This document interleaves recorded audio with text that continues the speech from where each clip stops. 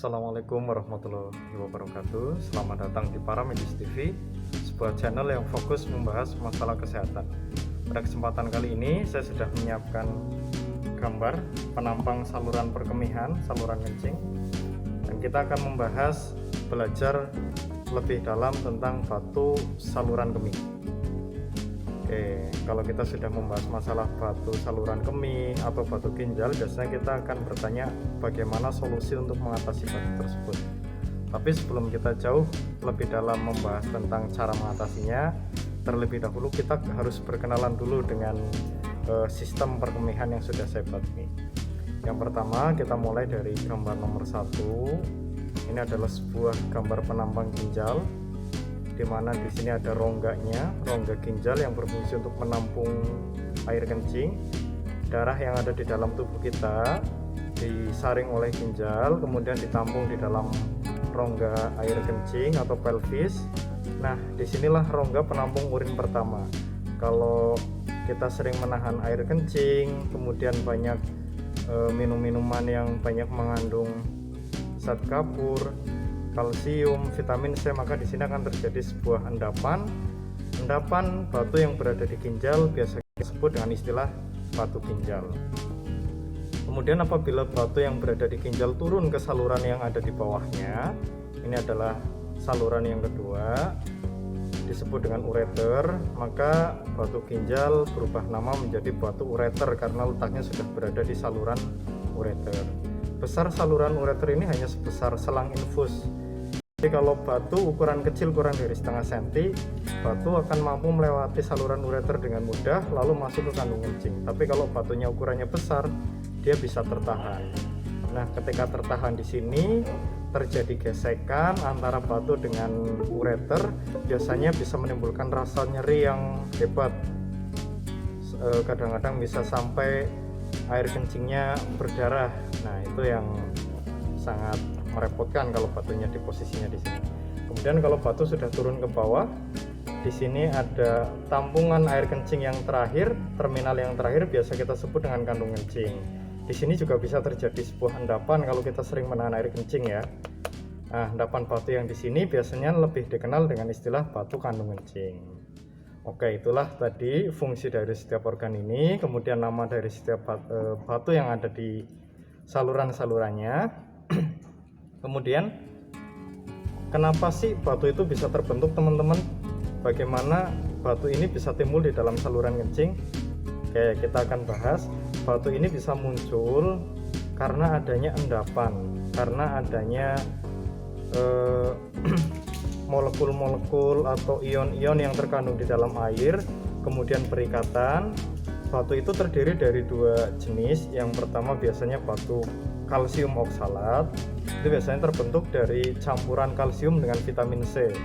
Jadi kalau kita banyak mengkonsumsi makanan yang mengandung kalsium, kemudian kita mengkonsumsi minum-minuman yang banyak mengandung vitamin C seperti jeruk dalam jumlah berlebihan, itu beresiko di dalam ginjal nanti akan dibuang kalau jumlahnya berlebihan dan bisa berikatan, mengeras, bisa membentuk batu kalsium oksalat.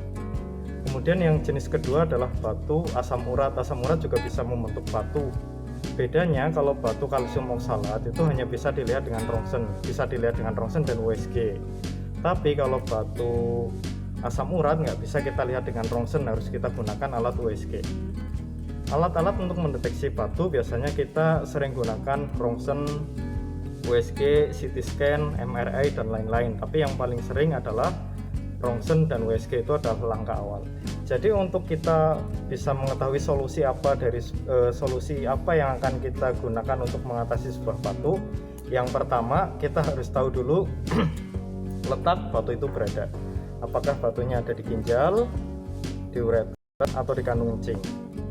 Kemudian yang kedua kita harus tahu ukuran batu. Kalau batunya kecil kurang dari setengah sentimeter, batu di ginjal atau batu di ureter, kita bisa menggunakan obat-obatan untuk melemaskan otot supaya ototnya membesar dan batu itu bisa turun. Tapi kalau ukurannya sudah besar, biasanya itu sudah tidak direkomendasikan dengan obat, biasanya dilakukan tindakan penanganan yang lain. Adapun tata laksana penanganan pada batu banyak yang bisa kita lakukan.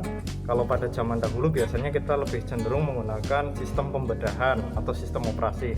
Akan tetapi sekarang sudah banyak teknologi, bisa menggunakan laser, bisa menggunakan alat kejut gelombang atau ESWL, ada pembedahan minimal invasif di mana luka operasinya hanya 1 cm, dan itu semua bisa dilakukan apabila kita sudah mengetahui berapa ukuran batunya dan di mana posisi letak batunya. Jadi kalau teman-teman punya pengalaman tentang batu saluran kemih, batu ginjal, batu reter atau batu kandung kencing, yang harus teman-teman lakukan yang pertama adalah identifikasi posisi batu itu di mana berada. Kemudian yang kedua, cari tahu ukuran besar dari batu tersebut. Kalau kita sudah mengetahui itu, maka nanti tim medis akan memberikan solusi yang tepat dan jauh lebih mudah apabila itu sudah kita ketahui. Maka dari itu, kalau teman-teman mempunyai keluhan-keluhan tentang batu saluran kencing, biasanya keluhannya itu kencingnya sakit, bisa juga kencingnya berwarna merah, kencing keluar pasir atau kerikil. Kalau sudah muncul tanda-tanda tersebut, sebaiknya segera periksa. Orang terkena batu ginjal nggak mesti dia itu nggak bisa kencing, karena ginjal ada 2. Kalau batunya menyumbat di sini, air kencing dari atas nggak bisa turun, tapi ginjal yang satu masih memproduksi air kencing, jadi masih tetap ada air kencing yang dikeluarkan. Jadi nggak mesti kalau orang batu ginjal itu nggak bisa kencing, itu bukan ya. Tanda-tandanya tadi yang sudah disebutkan.